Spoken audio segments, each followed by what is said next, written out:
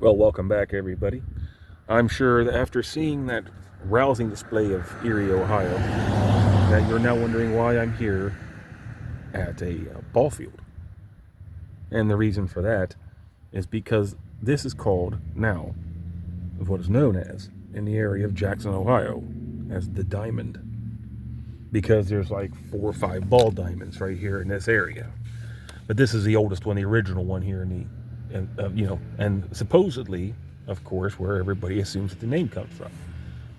That this must be the only landmark here or something to tell you about what part of town it's in, right? As it turns out, that is not the case. The amount of people that know that, though, are very few. The real reason this place is called the Diamond, the original reason, that has been transferred to this by virtue of, I think, people dying off and not knowing, is because about 500 feet or so down the road, there is a old ghost town. Now it's been reincorporated. There are houses there, but it is the location of a ghost town with a little bit of an interesting history. If you're into such things. But this is not the reason, in reality, this is not the reason why this part of town is called the Diamond. So, next, I'm going to switch the camera around if I can figure out how to do it. Maybe not. Maybe I won't. Okay.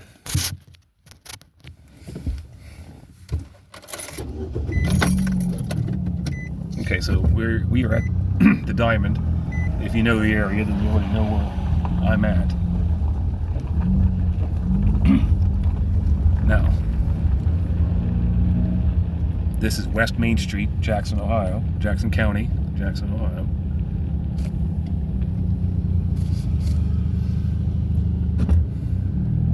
As of 2025, I think it's February 8th, February 9th, or something like that, 2025. All right, so we go down through here. Excuse me. The weather has been quite a pain in the ass here recently, and it's just messing with my sinuses and everything pretty bad. A little bit, not pretty bad.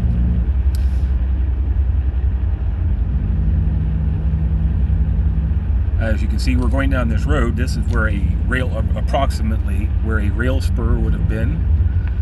That was some like little shop right there. And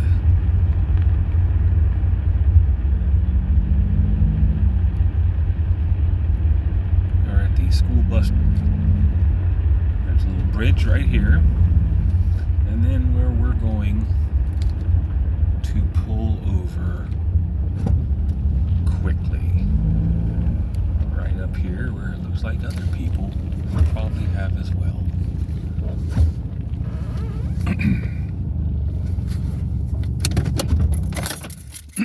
Now, if I don't get yelled at, I'll be able to get all this out at one time. Hopefully. See, we are in my magnificent black steed.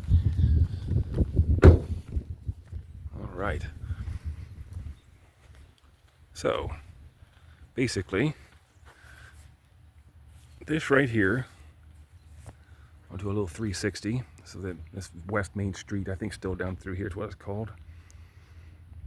And then you're going to see, whoops, don't want to see that. You're going to anyway. Oh well. You already know who I am. See, that weird road right there and how all these little branches and everything, and then goes up and has a weird turnaround area up there. Okay. So then, go over this way, you have this area right here as well. This is not, a lot of that stuff is new, fairly new as far as development. This place was really sparsely populated back in here for, up until here fairly recently. But that little odd thing right there. Okay, so this is Diamondtown. And I'm going to point us down what used to be the railroad track that came down through here. for most of this video. I'm not going to go around because most of this area has got people in it. Now the streets up and down are inhabited. They have houses anyway, and I just don't want to. I don't want to go down there and disturb too many people or anything. Just out of a sense of privacy, I would like to put forth here on that. I don't think I've done anything too terrible as of yet, so I think we're all good. But just for the help purposes of narration, back in that way, it does go back there a little bit more, and then over this way, and then over around. It does go back, and that is roughly where the town itself was. There is a platting of this, I believe, in an atlas. You can find a map of it as well. Both of them tend to include places that have substantial roofs on them, so you can figure out exactly what's going on. It appears from what I can tell that this area right in here was where a lot of people lived, packed in pretty close together, right in here. Whereas the section closest to us, and then probably some also across that road now, right up in this area. And then there was industry back up in there at one point. There's a whole bunch of stuff back here, as you're about to find out. Now, this one should be substantially shorter than the last one, because I'm not going to go traipsing around in people's yards and everything. Right here, I will show you this right here. See that? That is that concrete thing right there. More on that later. All right. So basically, this place is, we would have been more or less on the edge of it. At the time, this is Diamondtown, okay? And that's why this place is actually called the Diamond, why it's maintained that throughout all these years. So it would have been back in there mostly, but we're going to face out this way because I think it looks better. Anyhow, Diamondtown, okay, it was here. We're talking like 1850s, I believe. There was a mine around here because diamonds were black diamonds, the coal. They had a mine here at one time. The mine didn't, I get that the sulfur, high sulfur content or something of the coal or whatever produced, it wasn't that sellable. They probably had trouble getting it out of here, even with a spur all the way back here like this. Who knows, but it didn't go very well. And so it was pretty much done before the Civil War. The Civil War started, and then they had the 53rd Ohio Volunteer Infantry, 53rd OVI. And this, right here, was basically their like barracks and training ground and everything. And the Ohio 53rd trained here for several years before they were called down to Paducah, Kentucky, and relocated there. The Ohio 53rd is the company, infantry, region, whatever the hell, regiment that engaged in the skirmish here locally with Morgan's Raiders over in Berlin, which is about 7 or 8 miles from here.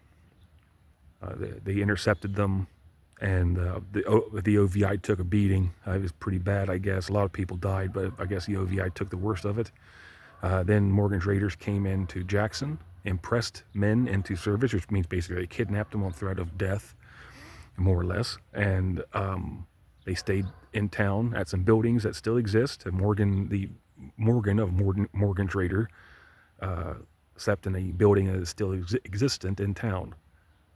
And still in good shape. You can right downtown. You can go touch it yourself if you want to. One of these days, I might go down there and hit a couple of these places that used to be something or were something and are something still, but who knows? So Diamondtown had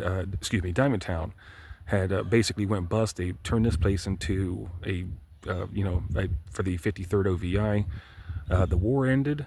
They came back and they tried to do some kind of a mining, or some mining, some kind of like a furnace technique to try to make iron back here. They were trying to some kind of a specialized technique, they were told, that was going to take advantage of the type of coal that was here, and they would have cheap coal that they could use plenty of, because there was coal in this area right here, because this is where they had mined it from.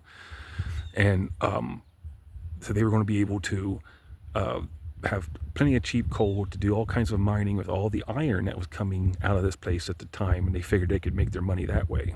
And that didn't work either. There are a lot of those around here where they had guys come in, sometimes from out of the country, sometimes from nearby, and they come here with saying that they have these designs that can work, or that blah blah blah blah blah, and it ended up not being the case at all. And these places busted pretty quick, and this one did too. So you're talking about by 1870, this is all she wrote back here, essentially, for Diamondtown. I'm sure there were people back here, and there was probably stuff going on, still to some small degree out here. But for the most part, it was over. That was it. And then everybody knew about it, of course, and I'm sure that it was still called Diamondtown for years and decades around here. After that, some people still call Pickletown.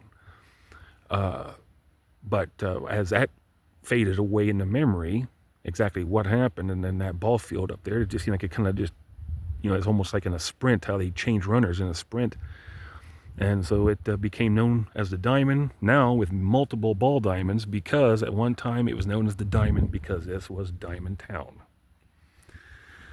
It's weird when you think about it. Here these people are living on, something that would be, in other places would be considered to be historically significant.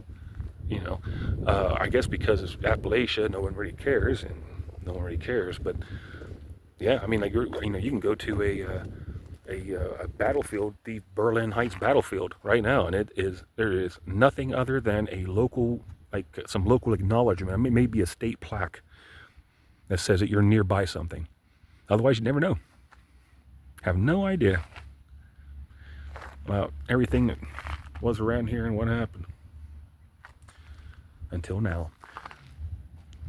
But anyway, that's all I got. That's really all it was. It was just a little thing for a brief period out here, and it was significant. If you go and bother to look up the platting or the atlas or whatever the case is, and about what was going on, it had a lot of industry about here. And then after, I guess I can go ahead and finish up with this. It was actually used after that, and the reason why there were so few people back here for a while was because this turned into an enormous part of a train yard that. It would take me several minutes of driving if I started here. The train yard was back there. There's still a platform back there from an old repair. They have like a shed where they had all the tools. There's a platform back there from it still. One of these days I'll come out and take a picture of or make a video about. But this place became an enormous rail yard. And what we're talking about, I would estimate for me to drive at the legal speed from here to where about it ends, that I knew of, whatever. That rail yard, it would probably take me 5 or 6 minutes of driving, maybe a little bit more. Just depends on how you catch the lights. It's significant. It's a hell. It would be a nice little piece of a walk, just walking it from one side to the other. That's what this turned into, this entire area. It was just nothing but just, dozens of rail lines and everything else, all kinds of stuff you would use to have to make it, the repairing and all this maintenance and all that stuff. And this was a major part of it back here until about the 80s. Whenever we drove up, some of you people may have noticed that there was a bridge and a couple of rail bridges that I didn't mention because that's probably going to be for another video. But these rail bridges are from that time, and they basically cleared this place out about in the 80s. It was more or less done. They took everything with them that they could, and then left whatever they couldn't behind. And it's taken now probably 45 years for a lot of people to start getting back here now and sell the area up and all that. So now, it'll just become like a little neighborhood that has no idea that a lot of these, places are sitting on, actual, areas where people trained to protect the nation from the South. If, whatever else decisions were made here. This is a major deal for the time. But now it's just a small town in the middle of nowhere, and people, just living their life. That cement structure over here I showed you earlier, that has to do with the railroad as well. That's old part, some part of the railroad track or something, or maybe a booth or something associated with it over there. The foundation. There's a couple of them back here, but even in this amount of time, it's gone. I can't get a straight answer about any mines back here. Can't figure out anything. No one seems to know. Even people that say that they've lived around here, I said that they had no idea there were any mines around. Maybe the mines were superficial mines and they ain't a problem. Maybe they've been taken care of in the past with the railroad. I have no idea, but there is nothing out here basically other than a couple pieces of concrete to tell you this place was anything other than just totally uninhabited until the current crop of houses around here. On that note, that's all I got. I will be back soon, probably with a tour of downtown Jackson's plaques that include this place, even though it's 8 or 10 blocks from here. Have a nice day.